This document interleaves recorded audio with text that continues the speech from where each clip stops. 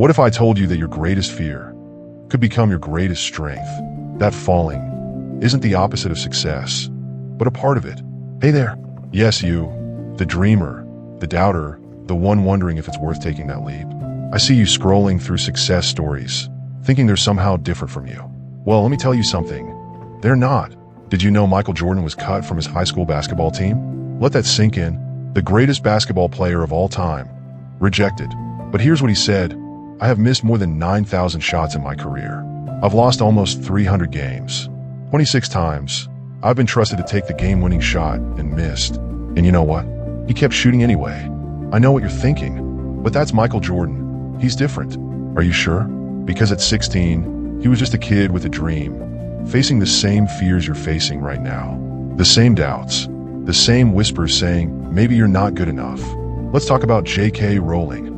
Before Harry Potter became a global phenomenon, she was a single mom on welfare, battling depression, and facing rejection after rejection. 12 publishers said no. Can you imagine if she'd stopped at number 11? Here's what they don't show you on Instagram. The 3 a.m. doubts, the tears, the moments when you're this close to giving up.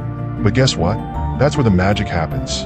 That's where champions are born. Let's get scientific for a second. Did you know that every time you fail and try again, your brain literally rewires itself? You're not just learning, you're evolving. Each setback is literally making you stronger. Walt Disney was fired from a newspaper for lacking imagination.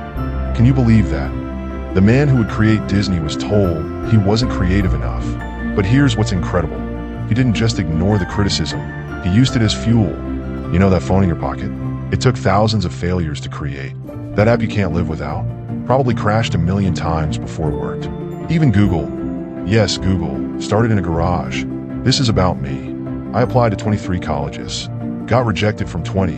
My first YouTube video got 7 views. 6 were from my mom. I crashed and burned in my first public speech. Now I teach public speaking. Here's the truth about risk. It's not about being fearless. It's about being brave. And bravery? That's just fear that's gone to the gym. Your passion isn't just a hobby. It's not just a dream. It's your heart trying to tell you something. And yes, following it is scary. But you know what's scarier? Looking back at 80 and wondering what if.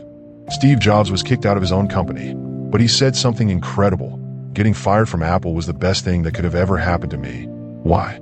Because sometimes falling isn't just falling. It's redirecting.